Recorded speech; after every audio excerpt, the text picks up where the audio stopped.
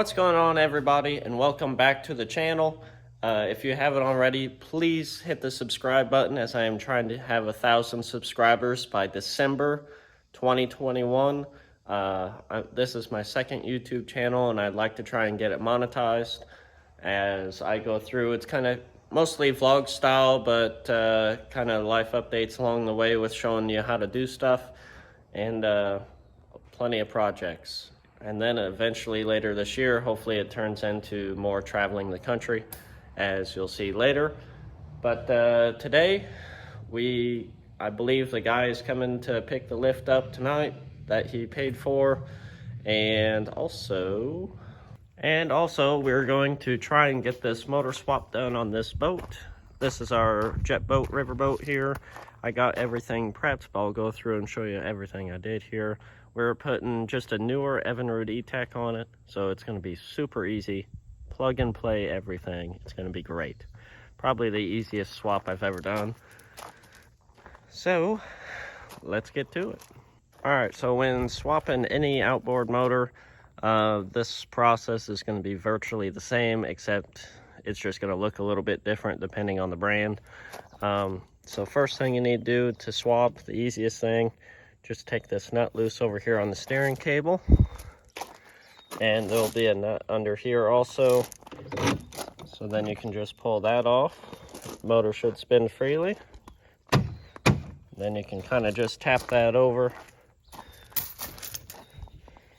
and this should come right out. Looks like I'm gonna need two hands, not be holding the camera at the same time. Fuel line, which, as you can see, there's a lot of junk on there that I will be explaining to you here shortly on why that happened and what problems that causes. You will have a wiring harness on this Evinrude. We just got 3 plug-ins. They're underneath this cover here. This one's the data port. I know the guy that's buying this motor, so I just went ahead and put on new fuel filter in advance for him. And you got a few cables that hook up here. The jet out drives, your shift one is actually down here. Kind of operates like a jet ski. That'd obviously be forward. Neutral is kind of halfway cover, and then that's reverse. It just scoops the water and shoves it out the bottom. So, after you get the few things there, you got battery cables, positive, negative, that get unhooked and pulled out. And then you just got your 4 bolts. So, for the most part, pretty easy swap.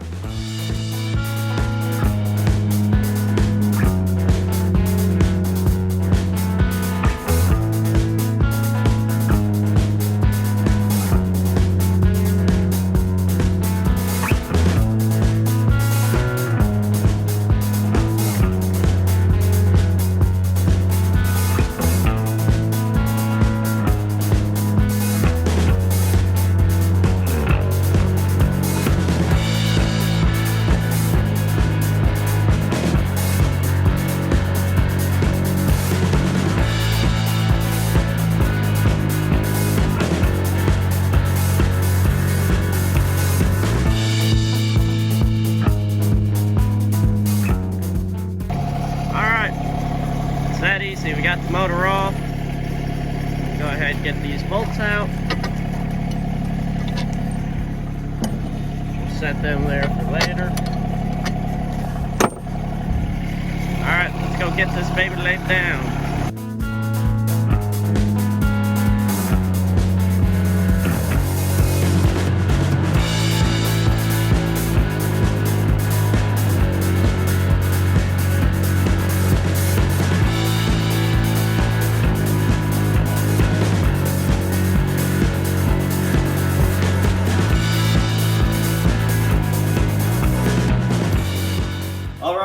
That went extremely well, a lot better than I expected, and hopefully, it's pretty wobbly. I'll probably just leave that alone, maybe if I can get it to go on its side. Perfect. Doesn't get much better than that, so This time I'm gonna put the finish mower on the back of the tractor because the back tires were just bouncing on the ground the whole time. It's right on the edge of a little bit too much weight without rear weight. So gonna put that on, then we'll grab the other motor in the other shop and we'll get that set on the boat. Hopefully it goes smooth.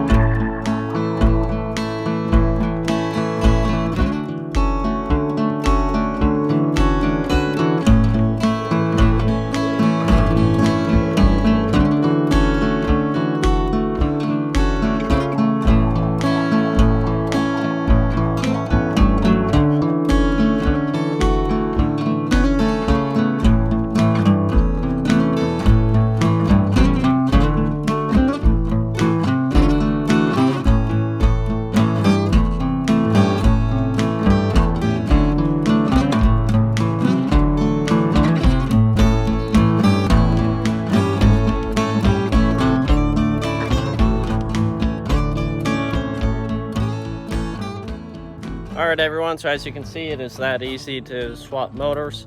I don't have the best camera setup to show you how to hook up every single wire, but it's pretty simple, really is.